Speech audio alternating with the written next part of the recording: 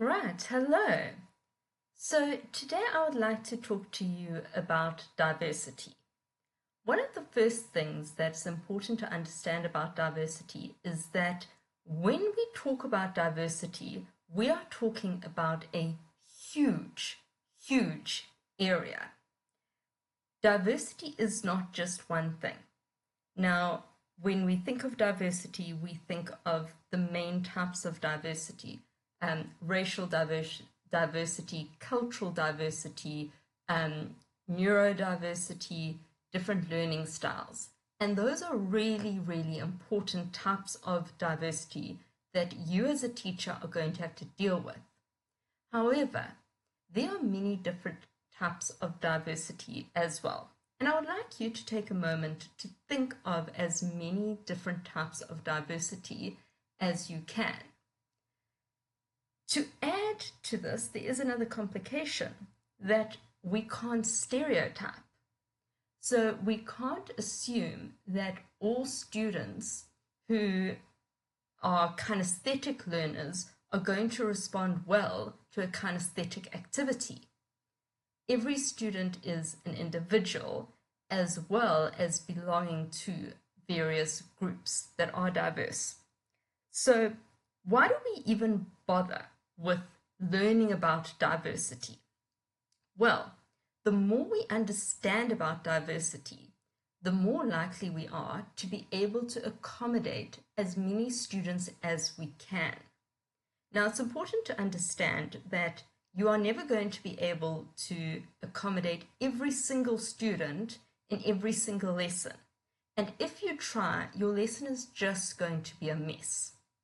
However, if you understand the different types of learners in your class, you are more likely to reach as many of them as you can in a lesson. So we've mentioned some of the big diversities. So just the dictionary definition is the condition of having or being composed of different elements, variety, especially the inclusion of people of different races. Now, one of the things that is very, very tough to deal with in a diverse classroom is, of course, the diversity in language ability. And this type of diversity comes from a number of different sources. For example, you will have students in your class who are learning English at a first language level, but this is in fact their second or even their third language. Even within those categories, there are some students who have been exposed to English as their second language a lot. They speak it at home, they are very engaged with it as a second language and can speak it very, very well. Whereas you have other learners who are only really exposed to English at school. And this is going to make a huge difference in the way you approach teaching.